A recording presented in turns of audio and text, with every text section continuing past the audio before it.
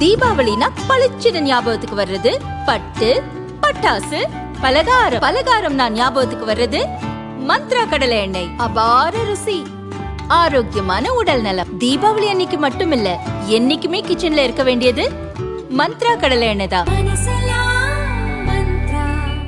Welcome to Ratna Fan House Sparkling New Year Sale. December 31 முதல் ஜனவரி 4 வரை 5 நாட்களுக்கு மட்டுமே. Sparkling New Year Sale. Ratna fan house, Rajabadhar street, T நகர்.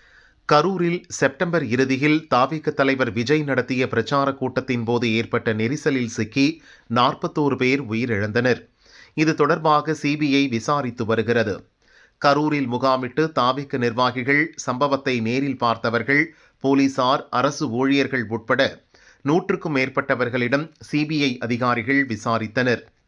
இதன் தொடர்ச்சியாக தாவிக பொதுச் செயலாளர் ஆனந்த், தேர்தல் பிரிவு மேலாண்மை பொதுச் செயலாளர் ஆதவ் அர்ஜுனா, இணை செயலாளர் நிர்மல்குமார், கரூர் மாவட்ட செயலாளர் மதியழகன் ஆகியோரிடம் டெல்லியில் வைத்து 2 நாட்களாக விசாரித்தனர். கரூர் கலெக்டர் தங்கவேல், எஸ்பி ஜோஷ் தங்கையா, கூடுதல் எஸ்பி பிரேமானந்தன், டிஎஸ்பி செல்வராஜ், கரூர் நகர இன்ஸ்பெக்டர் மணிவண்ணன் ஆகியோரிடமும் 2 நாட்களாக விசாரணை நடந்தது. இரு தரப்பினரிடமும் தனித்தனியாக கிட்டத்தட்ட 9 மணி நேரம் விசாரணை நடந்தது.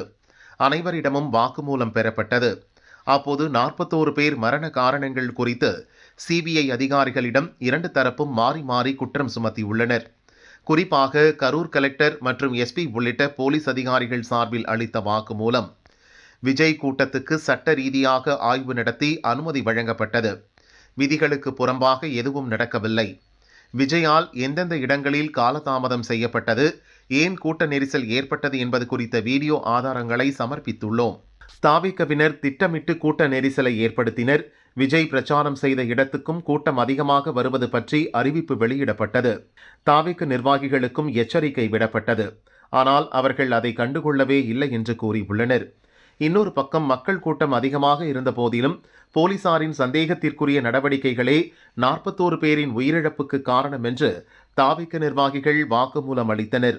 விஜய் பிரச்சார வாகனத்தில் பதிவாகியிருந்த சிசிடிவி காட்சிகள் மற்றும் போலீசார் எந்த இடத்திலெல்லாம் அலட்சியமாக செயல்பட்டனர் என்பது குறித்த வீடியோ ஆதாரங்களையும் தாவிகவினர் சமர்ப்பித்துள்ளனர்.